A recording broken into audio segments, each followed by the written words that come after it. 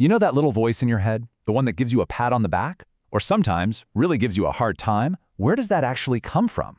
Well, today we're going to dig into a really fascinating theological theory that says our moral compass goes all the way back to the beginning of a very, very old story. Let's see what it has to say. I mean, it seems like a simple question, right? But the answers are anything but simple. Is it just how you were raised? Is it some evolutionary survival instinct? A weird quirk in our brains? Honestly, it's one of the biggest mysteries of being human, and the source material we're looking at today offers a pretty unique and powerful explanation. So here's our game plan.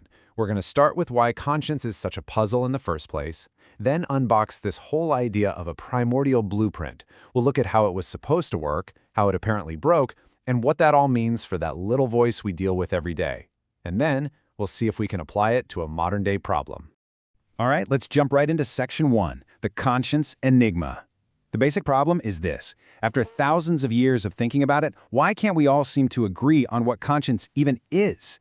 For centuries. Seriously, the smartest people on the planet have tried to nail this thing down.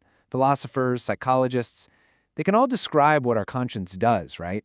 It makes us feel guilty, it nudges us to do the right thing, but they really struggle to explain where it gets its authority.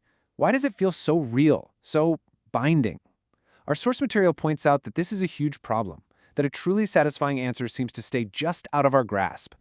Okay, so this is where our source takes a hard turn. It basically suggests, hey, maybe we've been looking in all the wrong places. What if the key isn't found in a brain scan or a behavioral study, but tucked away in the foundational story of the book of Genesis? And that leads us to the absolute core idea of this explainer, this theory of a built-in moral architecture. Now, take a look at this diagram. This is really cool.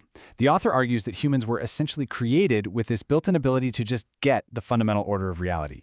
It's called a primordial blueprint for justice. Think of it less like a list of rules and more like an instinctive structural understanding of how all the pieces are supposed to fit together. So this blueprint is built on three basic levels, three distinct categories. At the very top, you have the over category, which is God. In the middle, you have the same category. That's all of us, humanity, as equals. And then at the bottom, the under category, which is the natural world. This specific hierarchy, this particular order, is absolutely central to the whole idea. So, what did it look like when this system was humming along perfectly, right out of the box? The author has a name for it, the wholesome order. In this original state, everything was just in its right place. Humanity understood and recognized God's authority, people treated each other with total dignity as equals, and they acted like responsible gardeners for the natural world. According to the story, this wasn't just, a chill time, it was a state of perfect moral and relational harmony. Everything just worked. And in the middle of this perfect garden, there was just one rule, one critical test. And this command, it really wasn't about the fruit, it was the single point of pressure on the whole system. The big question was, would humanity choose to trust and live inside this moral architecture they'd been given? And, well, if you know the story, you know they didn't. This next part is all about the moment that blueprint didn't just bend, it shattered. This slide just illustrates the conflict perfectly. On the left, you see the blueprint, the ideal design. But on the right, you see a concrete situation, a real-life temptation that puts that whole design to the test. This is that moment where the theory meets reality and the whole structure is about to be stressed. So let's just walk through the chain reaction here. The serpent, which is from the under category, nature, starts talking. The woman, from the same category, actually listens to this voice from below her. And by doing that, she ends up defying the command from the over category, God. Bam! In one single moment, the entire structure gets flipped completely upside down. And this is so important to get.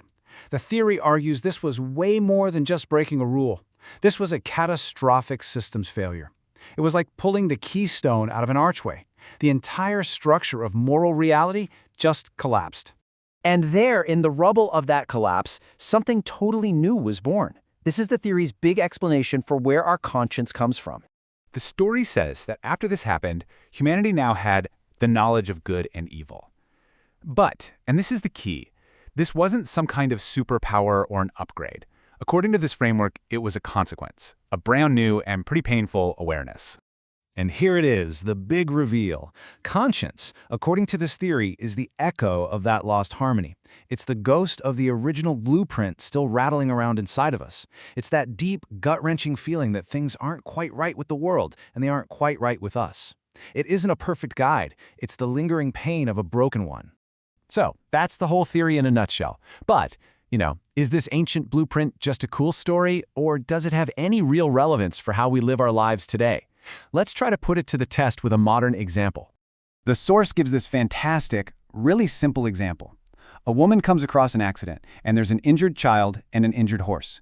Without even thinking, she feels this immediate, powerful instinct to help the child first. Why?